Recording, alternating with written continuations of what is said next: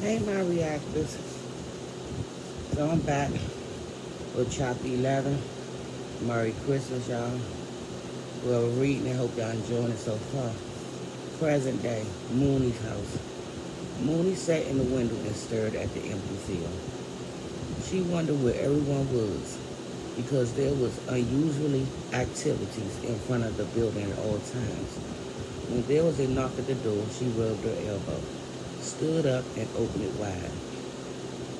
Melinda and Cutie Tootie were standing outside with attitudes on their face.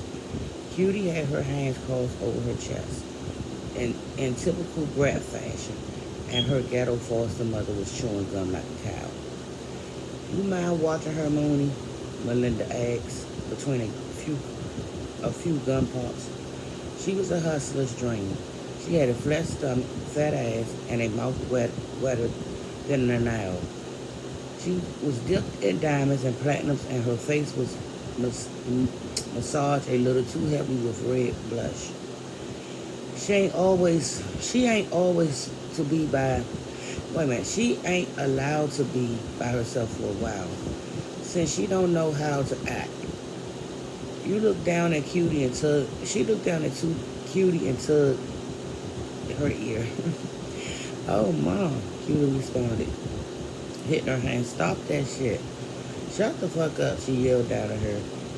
Anyway, she smiled faker than a Gucci purse spelled with a C.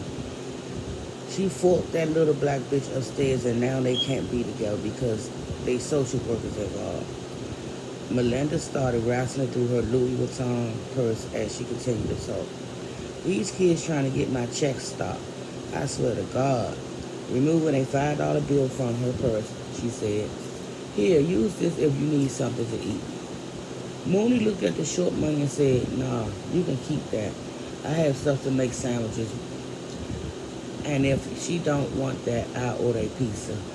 Melinda stuffed the bill back in her purse so fast she almost punched a hole in the bottom. Mom, you said I could watch myself, Cutie whined. I wanted to go outside and play with my friends.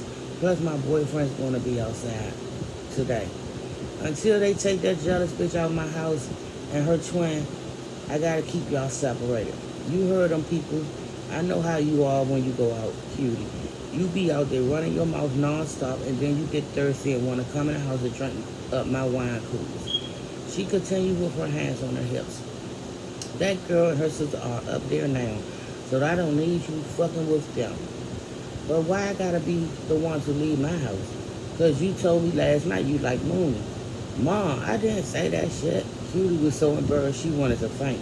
Yes, you did. Now go in there. She pushed her inside, and when I get some money from my sugar daddy, I'll come back and get you. Cutie eyes lit up. Can you tell Sugar Daddy to buy me a new phone like he promised? Only if you could. Belinda switched away without another word. Cutie stomped towards the couch, and Mooney closed and locked the door.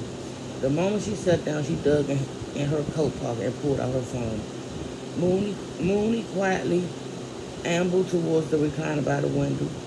Although Mooney was irritated, this was the most excitement she had in a long time. As she looked outside, she could feel Cutie eyes rolling over her, but she didn't acknowledge her existence. Yesterday, she spent 2 hours telling her part of the story she knew she had to hear the conclusion to, even though it was a long ways coming. After, after about 30 minutes of silence, Cutie said, why you ain't got no TV in here? Dang, there's bored as shit in your house. Mooney looked at the little Miss Rudeness and said, hello to you. Cutie rolled her eyes. I'm serious. You done got me in trouble, and now I gotta come over here. I was fine when I was watching myself. Mooney corrected her. You got your own self in trouble by lying on your sister. She looked out the window. Hopefully one day you'll learn to tell the truth. Cutie sighed. That bitch is not my sister, she said in a sassy tone. I mean, the least you could do is tell me the rest of the story, dang. Is that your way of asking me to finish? Cutie ignored her and played with her phone.